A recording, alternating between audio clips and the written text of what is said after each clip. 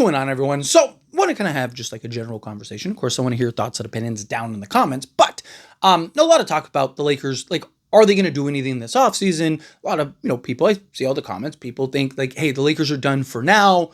Probably do something around the trade deadline, and the whole conversation of like, will the Lakers make a trade? And are they kind of best right now to go into the season? And I've touched on this in videos before where I've talked about how like, hey, I really think that if the Lakers were to go into the season this year as is, I'm okay with that. I'm comfortable with that. Now, Lakers are active in the trade market. The Lakers are doing their due diligence. We're 2 months away from training camp, so we still have a lot of time, right? Like even like the Andrew Wiggins situation.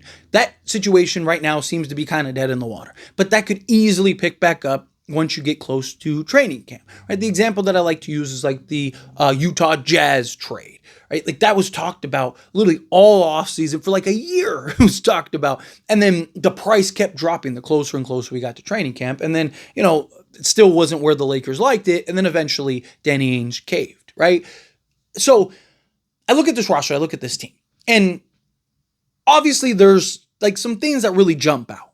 The defense side of things, which I do think the starting unit, yes, I get it. Starting unit, I'm very concerned. But overall, I don't know how bad the Lakers are going to be defensively, right? Like Marcus Smart can do wonders for this team. Jared Vanderbilt, I did a whole video on how he was the best defender in basketball last year. And it wasn't just me. It wasn't like my personal thoughts and opinion. No, it was actually broken down with stats. Cranjis McBasketball did a whole thing on it. And so I just talked about it and then, kind of gave my thoughts on it, right? So again, you have Jared Vanderbilt who's working on his offensive game. Jake LaRavia was a B+ rated defender, and he, this offseason, according to him, he was asked, what do you think you've improved on most this offseason? And he said, my defense. Still have Gabe Vincent that can be a point of attack 3-and-D style guard, right? LeBron was much more bought in defensively. Now that he has Luka the entire season, can he maybe buy in a little more defensively, right? Got DeAndre Ayton, who, he's not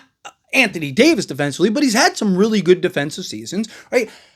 You look at the starting unit, assuming the starters will be what it looks like it'll be, which is Luka, Reeves, Rui, LeBron, and AD. Yes, that starting unit defensively concerning, right? But they have defensive pieces. And the starting unit and the closing unit don't have to necessarily be the same thing, right? So, like, even if they start that unit, right, you can still make the changes throughout the season, but also you could close with like a Luka, Marcus Smart, right? Like, you can close with those certain things. So, we'll see. We'll see how this kind of progresses. But ideally, if you can get a clear-cut starting level wing, like, an Andrew Wiggins type, I'd personally like a more proven, more reliable backup center. I don't mind Jackson Hayes, but like I've talked about, I look at Jackson Hayes as that third big, right? A guy that you're putting in 10 to 15 minutes a night. If somebody gets the night off, then yeah, he's playing heavy minutes and that's fine, right? But come playoff time, you're just kind of injecting him into spots.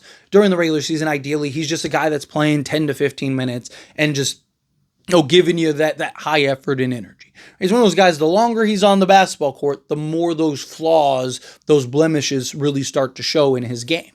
So I look at that and I'm like, okay, outside of that, right? Like, I think the Lakers are fine. Like, I don't think the Lakers are that far. There's not a Kevin Durant team. And I've talked about the what if narrative and all that stuff, which I think is ridiculous for people. Like, it's a lot of what ifs. Like, every team is that what ifs. Every team, right? You don't think Denver has a lot of what ifs? You don't think, the Clippers, all of these teams, they all do. The only team every year that doesn't have a what if, that knows that they can win a championship, is the team that won the previous year.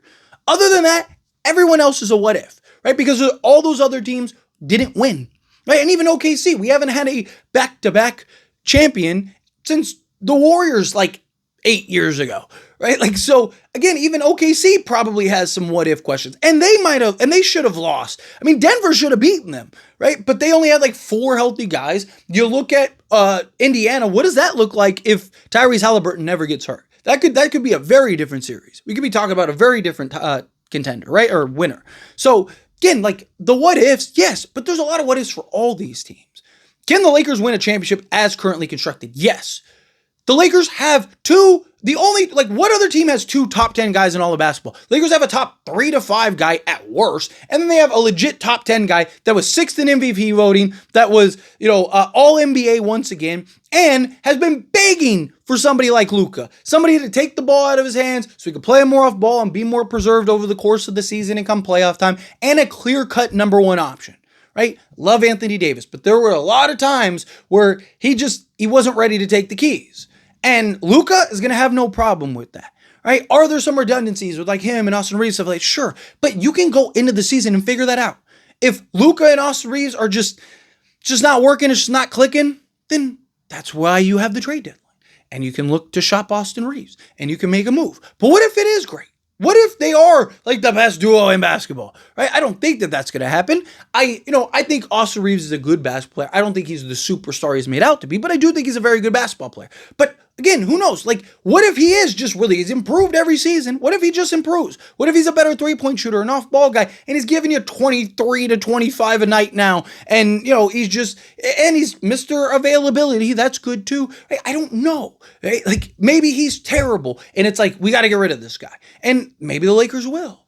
Right? Like, but here's the thing. You go into the season as is, right? And if they do, that gives them an opportunity to evaluate and see, what does this team really need? What if Jake LaRavia really does evolve into that 3-and-D guy? He said he's improved defensively, right? What if he does? What if he now is an A-rated defender? What if Jared Vanderbilt is shooting 36% from three-point range this season?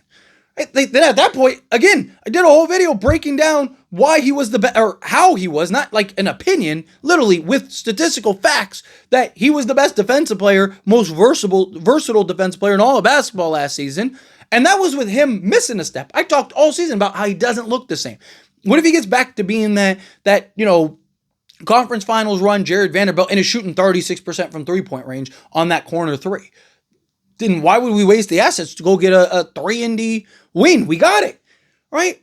What if Jake LaRavia and Jared Vanderbilt become that? What if a Dude Thero is that guy for us? We're talking about a guy with a 41-inch vert, 6'8", with a 7'1" wingspan, hyper athletic, was looked at coming into the draft as one of the best ready now defenders in the entire draft. Right? Like, again, there's so many things that could happen. What does Luka and LeBron look like? What if they just don't work? Like, there were glimpses, there were signs of it, but there were also, moments where it was like, ooh, this is a little clunky. Right? Like, Luka is going to be, we've seen Luka do more with less than anybody, right? This might be the best team Luka's had as far as top end talent. Like LeBron is the best player Luka has ever played with, ever. And may ever play with, unless the Lakers do end up landing like a Jokic or Giannis in a year or two, right? Given the stage of their career. I'm not talking about all time. I'm talking about given the stages of their careers, right? So again, like, Luka's got the best player he's ever played with. LeBron, for the first time in his career, is playing with a guy that is better than him, and that's probably never happened, right? Like, not all time. I'm talking about current, situation, right? LeBron James, as a little kid, probably was playing with grown men that probably weren't as good as he was. He's probably never been in this situation. But this is what he's been looking for. This is what he wants. So he can kind of take a step back into that secondary role and kind of help Luka learn how to win. What if they're just brilliant? I mean, they have the potential to be the best duo in all of basketball. Again, because they're the 2 best players in all of basketball. And they're on the same team. Right? And both guys can make plays and pass and can operate unselfish and do all those things, right? LeBron's improved and became a very good three-point shooter. There is so many things that could happen and unfold for this team. So many, right? But if I'm the Lakers, I want to, again, remain patient. Let the things unfold. We're still not even through this buyout era, right now. Because, there's still all kinds of Nikola Vucevic, DeMar DeRozan may end up. Right? There's Jeremy Grant, who's rumored and stuff. Right? You see teams. Detroit just waived a guy. Right?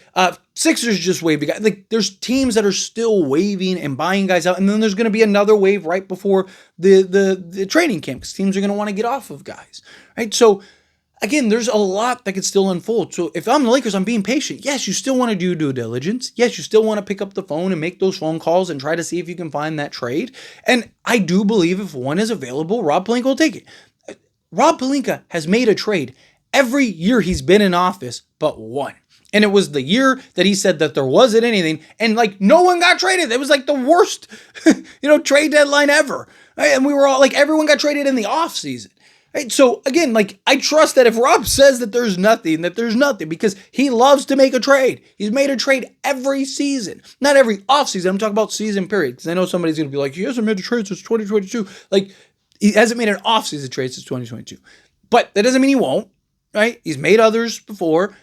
But if you wait till the trade deadline, I'm fine with that. Let's see what else develops. Let's see what else runs out. Lakers' best assets are the expiring contracts. And those are appreciative assets. The longer you can wait and be patient, the more and more that those are going to have their value. The more and more that teams are going to value those assets. Lakers have like $40 million in expiring contracts, and that's not counting Austin Reeves. Right? Like they could go get a star if they wanted to. Right? Like they have so much that they can do because of the expiring contracts. Right? So we'll see. We'll see how it all plays out. We'll see how it all unfolds. But anyways, always, this is a discussion. I pass a question on you. Let me know your thoughts and opinions down in the comments. What do you think? How you feel? What are your thoughts? Do you want to see the Lakers kind of be patient, let things unfold and play themselves out? And, are you fine with the Lakers going into training camp and regular season as is? Do you think no, you have to do something now? Again, either way, love to hear it. So let me know down in the comments below.